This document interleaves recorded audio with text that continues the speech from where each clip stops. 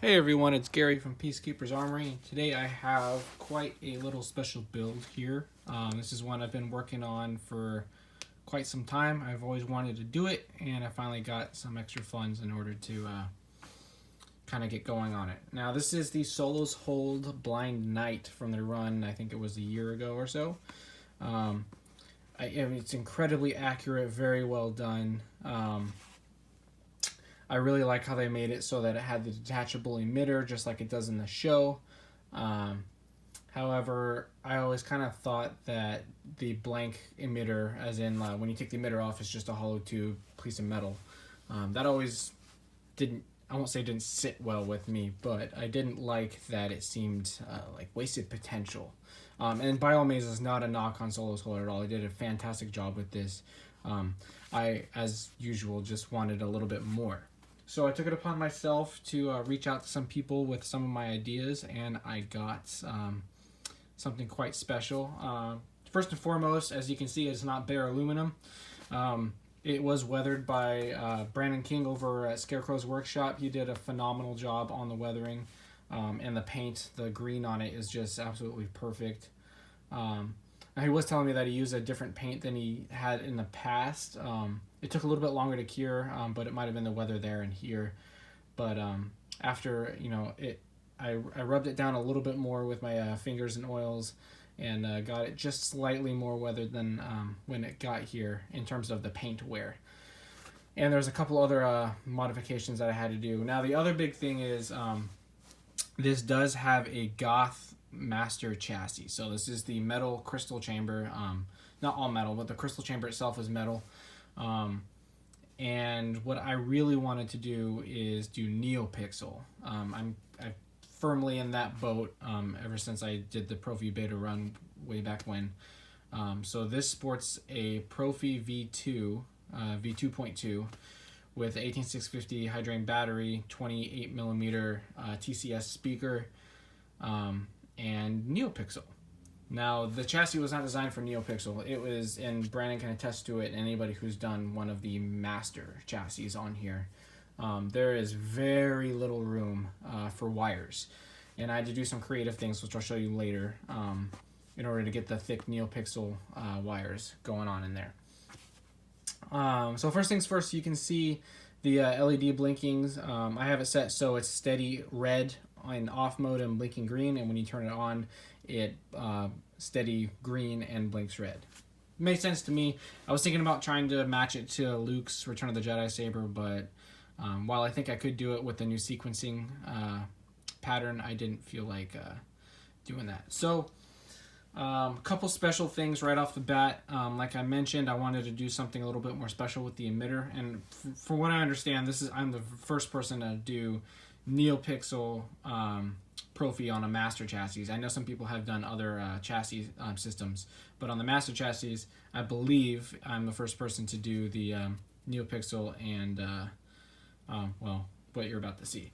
So just first things first, you can see NeoPixel connector in there.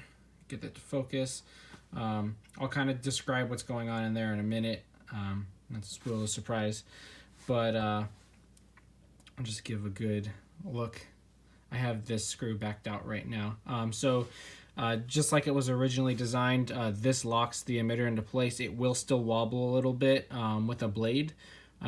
It can't really be helped. Even when this is screwed down, it does wobble a little bit. So I wouldn't do like full contact sparring with this, but for playing around, being Kanan, so to speak, it works really well. So you can kind of see the level of detail going on in the weathering. I did drill out, let's see if we get this, there we go. I did drill some recess into the switch box right here.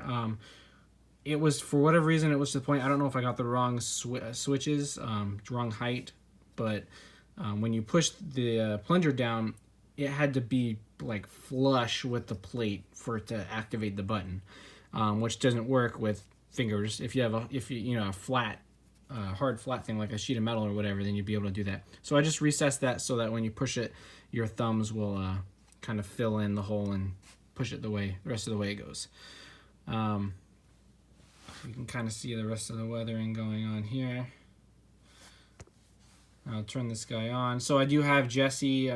Jesse's, I think he calls it Blind Cowboy, his Kanan Jarrus font on here. So the Force will be with you, always. There's 3 boot sounds. I am Kanan Jarrus, Jedi Knight. See if I can get all 3. The Force will. I am Kanan. Kid, I'm about to let everyone in on the secret. That's one of my favorite ones because that's when he first shows the Empire his lightsaber. Anyway, so you turn it on. So now you can see it changes the LEDs. And we got the stock CustomWorks NeoPixel LEDs in there.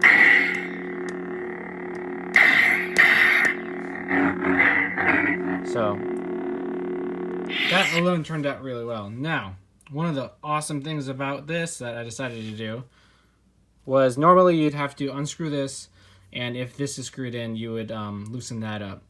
So instead of doing that, I opted for twist lock. Now, that being said, a lot of times you could get away without screwing this in when you start playing around with it. However, in this case, you will have to screw this guy in to lock it down. Otherwise, because this is loose enough for it to slide, so it's gonna, well, it won't be very secure if you're swinging around with it. So now, if you notice you heard a sound, that is going to be my little special connector setup that I have here. Now with the new Proffie V or the OS 3.3 right now, it's in beta still. It has blade detect, so I can tell this saber when a blade, or in this case an emitter, is connected to the board. So this has 2 sets of pins, as you can see. This pin has the blade detect wire going to the blade. I forget what it's called. I'm just gonna call it the blade detect pin. So it's in the same line as the negative pins. However, it is separated. It's not combined. But once it goes onto the same plate, which I believe is the middle plate, then it will bridge with the rest of the negative pins, and it will tell the board, okay, there is a blade. There's a blade connected now, and it will automatically. I have my config. I was able to set it up so that we'll have 2 completely separate configurations depending on whether this is separate or whether this is together, like in the show.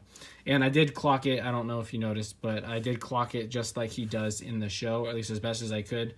When he shows it, I looked at it and it twists. He twists it this way towards the camera. So I did do that. So I do have a special sound. I am going to be getting some new sounds from Jesse. He's going to make me a custom font, but I'll show you what I have on here now. But as you can see, when you plug it in, it plays that sound, and then it will turn on, and then you can turn on the saber.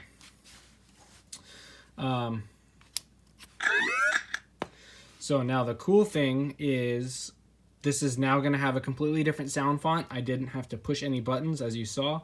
It automatically changed it to a new sound font and a new blade style. So now I have, I forget how many blades I have technically. I think it's 8. So I have these 2.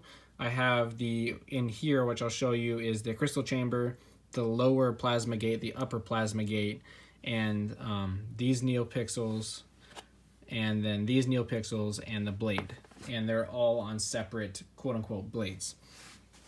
So what this allows me to do is, now this uses a root core font, and forgive me, but I do not know who made it. I've been collecting these for over the years.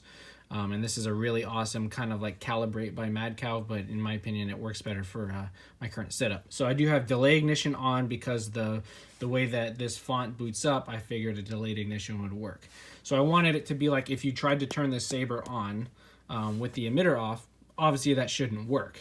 So what I did is I made a kind of blue electric static style for this. So when you turn it on,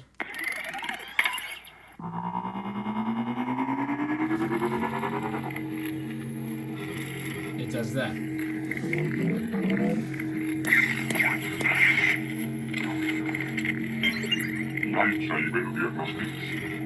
Just kind of more configuration sounds.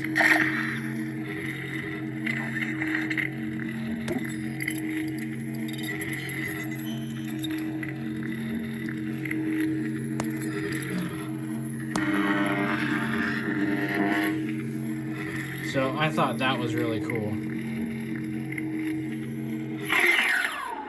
and then you can turn it off. And then obviously, and now it works. So that's freaking cool. I've had that idea in my head since the saber came out, and I was finally able to do it. So now, to the nitty gritty a little bit. This holder was custom made for me by Matthew Dooley over at East Coast Sabers. He laid this out for me. It's a simple. It's about, I think it's a 1/2 inch to 3/4 of an inch thick, or I should say tall, piece of aluminum with Darylin inserts so that the plate and the NeoPixels have something to sit on that's isolated. So these are just connected internally, so it's basically just a conduit for everything in here to reach to the main blade. So when you put the main blade in, it's just the same. I'll show you this. I made a little adapter for a 7/8 blade because his blades, as you know, in Rebels are really thin. So I figured with this guy in here, it gives that effect of, and if you look at the show, it doesn't take up the whole emitter. So that turned out really well. And all I had to do was I drilled another hole right here, and drilled another hole right there, and then secured that guy in there. So I can, for whatever reason, if I need to do maintenance, I can slide this guy out. Now, for example, if you wanted to do one of these builds, but you didn't want to do the blade detect, because either it is complicated, but it's a little too complicated, or it's just not your cup of tea. This other custom piece that I had Matthew make actually goes all the way up to this plate. Actually, I thought you were gonna have to have this piece regardless, but this will actually go right at the bottom of the blade holder, so the blade can go straight through the holder and connect to this no problem. So I thought that was a little advantage. Let's say for whatever reason I wanted to take it out because I didn't want to have the change, I can just pop that guy out, change the config up so it's automatically a no blade detect, and then it'll work just like a normal saber does now. So I can back this screw out if I need to, but I don't really need to anymore because I did make this. It is a little haphazard, but all I had was a Dremel and some files, and it took a long time to file it, just enough. I didn't want it too loose around the screw, so it turned out pretty good. Okay, now on to the inside. Let me make sure I didn't pass anything to a select normal. Okay, cool. So let's open up the chassis. So this was probably the hardest part, way by far, mostly because I had other people make the adapters for me. But so as you see in all the other videos, you twist here, and then you hit your palm, or you can push it up from the top. But I got it loose enough to where you can kind of just shake it out a little bit, and boom, there we go. Get this to focus. So here is my Goth Master chassis for this guy. This is the original heatsink. Scarecrow or Brandon filed this out for me as well. I had to expand it a little bit because it was still catching on some of the plungers. And then this insert is another piece that Matthew made for me. So this goes obviously inside the original heatsink, which I drilled out a little bit more for wire passage. And then all it does is it has a hollow space inside for wires, and then another Darylin lip in there for the NeoPixels to sit in, or the NeoPixel pins to sit on. Basically the same deal as the emitter over there. It's just one way instead of with the blade side on the bottom as well. So I have let me turn this guy off real quick. So I have a blue Aqua Aura quartz crystal in there. It took quite a bit to shape it and get it to stay in place. But it turned out really well. This is a blue saber, so I didn't feel a need to do color changing or anything like that. Hand bent and everything, all the accent piping per Gauss instructions. And I put this was designed for a prism or crystal focus, I believe, both of those. So I just cut it for a prism, and I put the Proffie adapter holder in there. So this is a version 2.2, which is actually probably needed. The height of the switches might interfere with this, getting this in the hilt now. And I do have, or with the older version, I mean. And I do have the cover that's supposed to go on here. However, I don't really like it all that much. It makes the fit a little bit more tight. And I just like the easy access that this affords me. So as you know, with NeoPixel wires, it is there's a lot of wires, right? You have to do the 22 gauge for the power, at least to the pixels, and the negative lines, and then you have the battery and all that, and it can get really nasty in terms of how many wires you have. So I was able to get an 18650 battery in here with chrome tape and this super thin and dense mesh, which I think turned out fantastic. That was one of the things I was worried about this hilt, is not only are you going to have a lot of black plastic, which you can't really paint because the tite is so fit it would rub off instantly. But the battery is just kind of a sore thumb. And some of the stickers do look cool, but they didn't quite work for me for this one. So I was able to fit this guy in here through a lot of pain. And I wrapped it completely so that there's nothing showing, and it just turned out great. The other thing was I had to add this extra pipe in here because I needed more space for wires from the battery and the recharge port to get all the way up here. I'll admit I spent about 8 hours wiring just these two things and routing them through to where the board, before any of this other stuff was on here, just the black chassis, the wires, and these two pieces. It took about 8 hours. I redid it about 3 times just because working with the wires, figuring out the best way for them to go, I ended up damaging the wires, so I had to restart. And I went through about 3 or 4 of the actual recharge ports because bending the tabs to get them exactly where you need them sometimes destroyed the recharge port. But I was able to do it. Like I mentioned in some posts I have before, sometimes it's better that you have to tear it down and start over again because it turns out better, like this has. So eventually I got the recharge port and the kill switch wired up. I routed, I think so I have 2 wires going all the way through. It's going to be from the battery to the LED, and then the blade detect pin from the board to that as well. The other ones, the power, which is 28 gauge for the positive, and then 22 for the negative. As well as, there's a couple other wires. Oh, the speaker wires and whatnot all go through this guy right here. So that was a super tight fit. I spent probably an hour just getting those wires through this hole, just because they bunch up really easily, especially because I use 32 gauge wires for everything that I can because of space.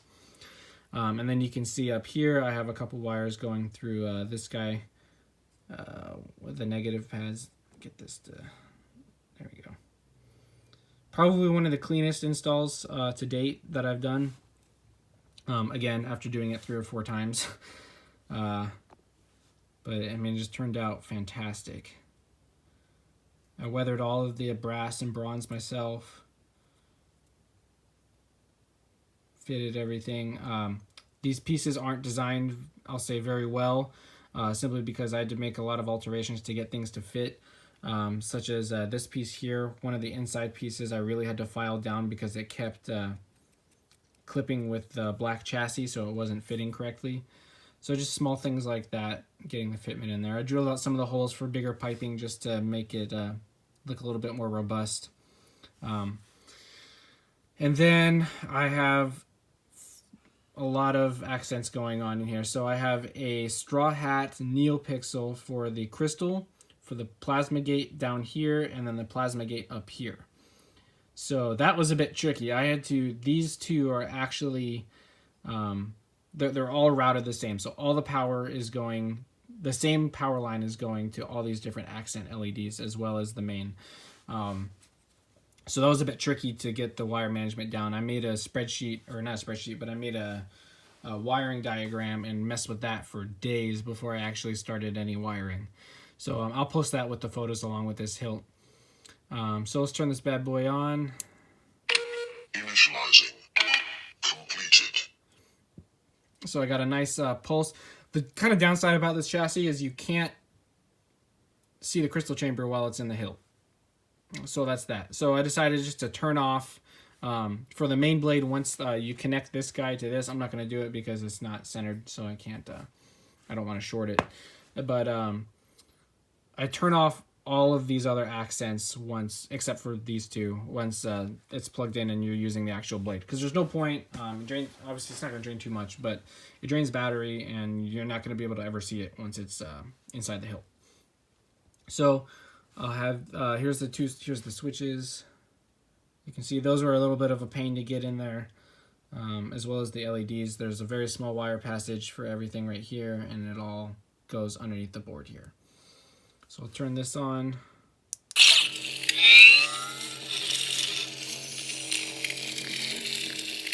So I decided to go with pulsing orange down there, and then a nice kind of white power fluctuating upper plasma gate.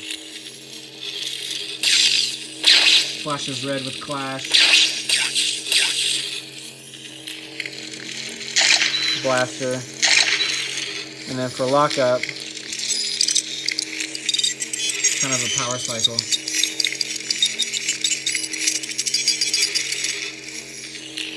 So I think that turned out really cool.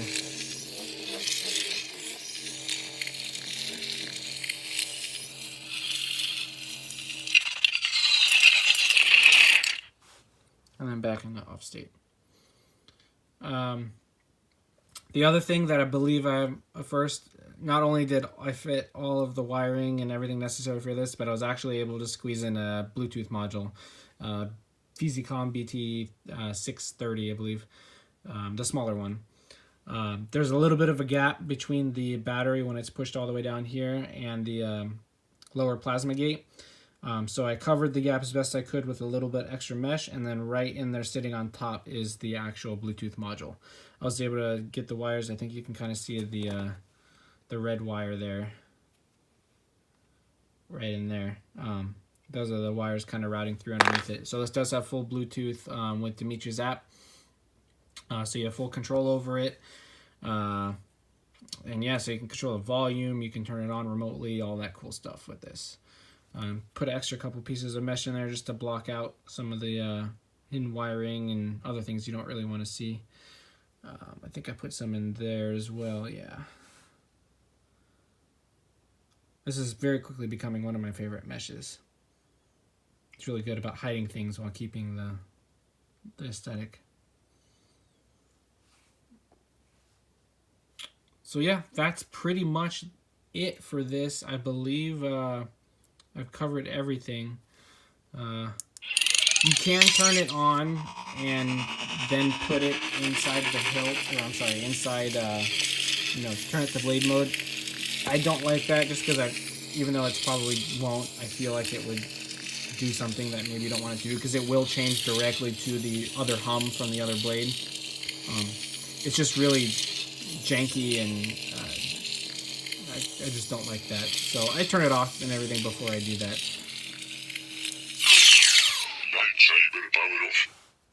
So you put this guy, you gotta line it up with the switches, push it gently, and then twist it until you get it in there. Boom, twist that guy. And then you do want to have the pommel on when you put the emitter on, because pushing down on the pins once that guy gets in there can sometimes push this down. But I've zeroed it in pretty good so that it's not too close to the point where it pushes it back and it gets the switches out of alignment.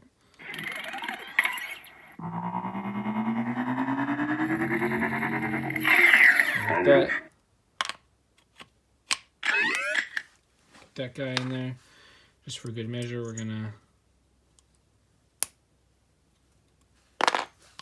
So you can see it still does rattle a little bit. Front and back is really nice and tight, but sideways is a little... I'll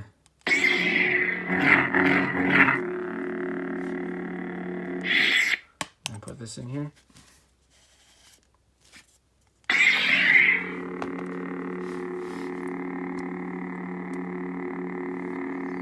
And yeah, that's the saber. It's I'm waiting for the McGreary fork to be added onto the new Proffie once it's out of beta, or once the new OS once it's out of beta. I know there's still a few things to test with blasters and a couple other functions that this doesn't quite have, but I was really happy to get this hilt done. It's got a lot of really cool things, cool role play factor into it, being able to take off the emitter like that and actually have it change the function of the saber. Thank you to Matt for helping me out with those parts, which I'll hopefully soon be able to start making myself because I ordered a new toy. Thank you to Kyrophonic for the fonts and for the new font he's going to make me. I do have the root core on there. I think I mentioned earlier that he is going to make me a new font specifically for the kind of quote-unquote broken saber aspect of it. But root core certainly works for now. And thank you to Scarecrow for the weather job he did for me on this. I can't say it enough. It all turned out very well. I'm going to pat myself on the back for a long time to come because of this. So hope you guys enjoyed it, and I'll see you guys on the next Peacekeeper's Armory lightsaber demo.